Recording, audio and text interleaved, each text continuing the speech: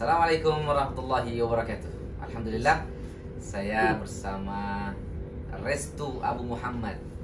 Hari ini podcast pertama bersama santri dan sekarang sudah jadi pembina. Santri kalau di Jawa itu walaupun dia sudah dewasa, sudah selesai menjadi santri, dia tetap menamakan dirinya santri. Nah, ini seorang musyrif atau seorang guru di sebuah cabang kami di Goa, Sulawesi Selatan, tepatnya di Patalasang, Goa. Ini ada Restu bersama beberapa santri. Dia memimpin beberapa santri. Kalau di Bogor dia pernah juga. Nanti dia akan ceritakan sendiri. Ini pembukaan sendiri saya. Semoga podcast ini bermanfaat, bisa menginspirasi teman-teman semuanya, dan bisa menarik santri-santri baru setelah Lebaran insyaallah. Barakallahu fikum. Silakan Restu Muhammad, silakan ceritakan pengalamannya yang tadi saya mendengar dari Ustadz Hidayat, katanya antum pernah di Papua atau di Ambon. Nanti antum jelaskan tuh sebelum ditahfiz itu kerjaanmu apa, lalu ditahfiz bagaimana, setelah ditahfiz bagaimana, dan sekarang apa yang kamu lakukan di tahfiz Al-Kausar. Silakan, besar suaranya. Perkenalan dulu. Ya, silakan. Santai. Assalamualaikum warahmatullahi wabarakatuh. Waalaikumsalam. Perkenalkan, nama saya Muhammad Restu Aldiansyah, asal dari Goa. Alhamdulillah, saya adalah salah satu santri dari Tahfiz Al-Kausar. Jadi, sebelum masuk di Tahfiz Al-Kausar, banyak pengalaman yang pernah dilakukan, mulai dari kecil, SD, SMP, SMA. Jadi, mulai dari kecil itu memang Ustaz pernah menjual di rumah sakit, Ustaz.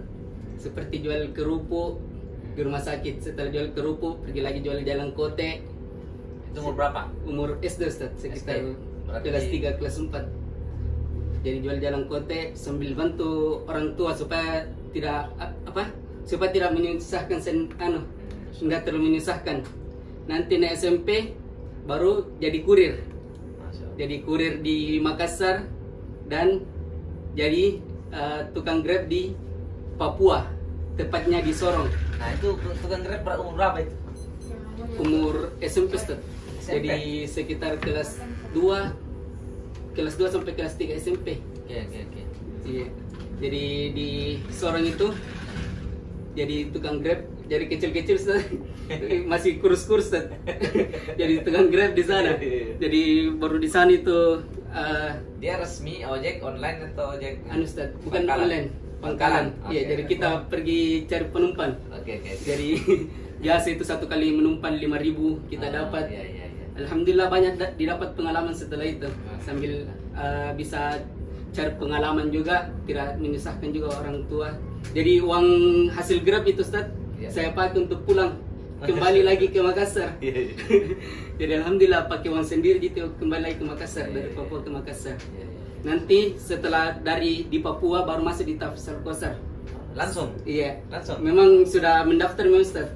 Nanti bilang dari Papua baru ke Tahfiz Al-Kausar. Oh gitu. Jadi memang baru orang tua main di situ.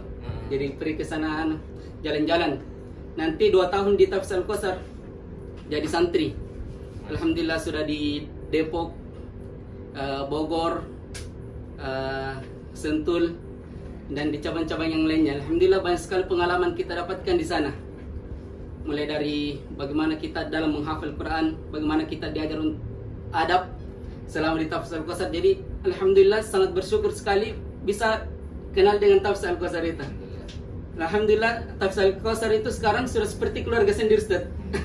Alhamdulillah pada saat membina juga, alhamdulillah menikah pada saat membina di Tahfiz Al-Kausar. Alhamdulillah, Ustaz. Allah Akbar. Ya, terus. Apa lagi yang antum dapatkan di Tahfiz Al-Kausar selain menghafal? Jadi di Tahfiz Al-Kausar selain menghafal, yang saya dapatkan juga, Ustaz, bagaimana kita peduli sesama manusia ketika ada bencana. Kita disuruh untuk menjadi relawan. Bagaimana kita ketika ada bencana, kita punya inisiatif sendiri untuk turun langsung ke lapangan.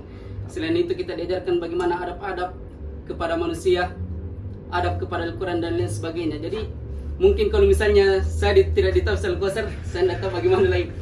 Mungkin pekerjaan terus saya cari, Ustaz. Alhamdulillah setelah di Tafsir Al-Kausar, alhamdulillah Karena sudah bisa basicnya membantu. cari uang sendiri ya. Iya, Ustaz. Cari uang Mulai dari sendiri, kecil jadi- memang jadi sudah mulai dari kecil sudah cari memang uang sendiri terus belajar cari Jadi uang sudah sendiri. lumayan bisa bertahan 2 tahun. Iya, alhamdulillah Ustaz. Pernah juga kerja di tempat menimbang-nimbang itu Ustaz. Pergi cuci-cuci apa namanya? Apa semacam botol-botol Ustaz. Iya, iya, iya. Jadi kita di situ cuci-cuci. Hmm. Satu anu biasa kita dapatkan 200 rupiah apa lain sebagainya. Alhamdulillah banyak pengalaman dapatkan saya. Nah, sekarang pengalaman buruk di Tahfiz Al-Kausar apa yang kamu ingat? Pengalaman buruknya selama di Tafsir Al-Kausar 2 tahun Ustaz. Nah, Paling-palingan kalau misalnya kita lagi jenuh, Iya. apalagi sebenarnya kalau misalnya pengalaman yang lainnya alhamdulillah selama di Tafsir Al-Kausar jadi aman-aman mendominasi saja. Iya Ustaz. mendominasi pengalaman yang Iya, ini ya, yang alhamdulillah. bagus. Iya. Alhamdulillah. Nah, sekarang ini kan setelah jadi santri di Makassar, sekarang bagaimana? Rasanya jadi santri kan tentu berbeda dengan Iya. ketika menjadi pembina atau musyrif. Sekarang bagaimana ceritanya? Alhamdulillah sekarang sudah jadi pembina di salah satu cabang di Tafsir Al-Kausar. Jadi memang sebelum kita membina ya kita harus dibina dulu Iya, iya. supaya kita mengetahui bagaimana fasilitas apa namanya anunya seorang santri. Jadi tidak semuanya saja menghukum apa lain sebagainya. Jadi semena-mena. iya, tidak semena-mena. Jadi alhamdulillah sebelum jadi pembina ya ada rasanya suka dukanya Ustaz. Kalau saya jadi santri. Apalagi dalam Makassar Iya, ada Ustaz. perlawanan Iya. dalam. Ada perlawanan. Jadi setelah membina alhamdulillah kita aplikasikan semua itu yang pernah saya dapatkan di Tafsir Al-Kausar mulai dari ruqyah, Ruqyah. bagaimana ya terutama ruqyah yang kemarin saya tidak tahu sama sekali ruqyah Ustaz. Masya Allah. Biasa lihat di YouTube di kapan Ya. saya bisa meruqyah ini. Iya. Alhamdulillah sekarang sudah bisa ajar santri juga meruqyah, bisa ruqyah orang lain dan bisa banyak lagi manfaat untuk orang lain Ustaz. Cara belajar ruqyah dulu bagaimana? Ya pertama kali belajar ruqyah itu Ustaz ada pernah namanya Ali Ustaz santri. Saya ruqyah Ustaz. Langsung tiba-tiba kesurupan subuh-subuh. Saya ruqyah iseng-iseng saja bacakan surah Al-Mulk. Langsung kesurupan pegangan tanganku begini. Pegangan tanganku keras-keras. Di situ saya dapatkan pengalaman pertama itu Ustaz. Terus alhamdulillah apa namanya yang mengajarkan ruqyah siapa? Saya alhamdulillah untuk mengajarkan ruqyah pertama kali. Ya Ustaz Rahmat kita Ustaz. Baru Ustaz Dayat. Oh, jadi privat atau pada saat apa namanya? Pada saat program ruqyah. Jadi setiap pekan. untuk belajar ruqyahnya itu pada saat program ruqyahnya setiap pekannya Ustaz. Jadi Oh. saya mengambil pelajaran di situ mulai dari apa yang dibaca doa-doanya, Ya. apa yang doa-doa khusus tentang ruqyah apa lain sebagainya, Ya. tentang sihir. Alhamdulillah di situ dapat pengalaman bagaimana cara meruqyah dengan air apa lain sebagainya. Alhamdulillah bagaimana cara ruqyah rumah. Saya dapatkan juga saya lihat dari ustadz-ustadz kita yang ada di Tafsir Al-Kausar dan pembina-pembina yang lainnya. Alhamdulillah. Terus dampak di masyarakat apa setelah pulang kampung dipanggil meruqyah sama orang tentu kan banyak yang minta tolong. Itu apa yang Restu rasakan? Alhamdulillah jauh sekali bedanya sebelum saya masuk di Tafsir Al-Kausar sama setelah masuk di Tafsir Al-Kausar seperti dimuliakan sekali pada saat pulang Ustaz. Masya Allah. Pertama pada saat kita datang langsung disuruh jadi imam atau ada ketika ada orang yang sakit kita disuruh untuk meruqyah dan sebagainya. Jadi alhamdulillah jauh sekali bedanya Ustaz, seperti termuliakan pada saat pulang. Berkah. Iya Ustaz, alhamdulillah. Masya Allah. Sekarang jadi pembina di Patalasang Goa. Iya Ustaz. Nah, terus bagaimana di situ pengalaman singkatnya kan baru berapa ini? Iya. Jadi di Patalasang Goa, Patalasang mungkin baru sekitar 1 bulan Ustaz lewat jalan. Jadi Sebelumnya Makassar. sebelumnya di Makassar hampir 1 tahun di sana Ustaz. Iya. Baru pindah ke Patalasang sudah 1 bulan. Ah. Alhamdulillah pengalaman di sana enak sekali. Enak ya. Iya, karena memang suasana pedesaan jadi santri enak menghafalnya. Dan alhamdulillah ada ruangan khusus untuk ruang guru. Jadi itu salah satu anunya untuk saya yang sudah menikah.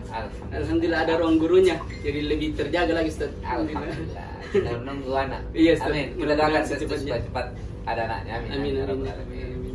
Ada yang mau sampaikan Ustaz?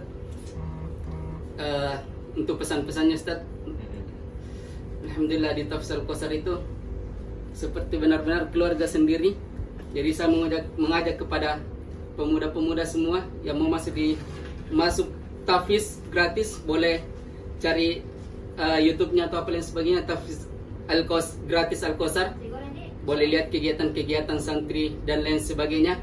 Semoga kita diistiqomahkan semua. Amin. Semua para asatid, ustadz-ustadz Amin, amin, dan para amin. pembina diistiqomahkan hingga kita meninggal nanti. Dan semoga Tafsir Al-Kausar gratis 100% sampai hari kiamat. Amin ya rabbal alamin. Itu tips Ustaz.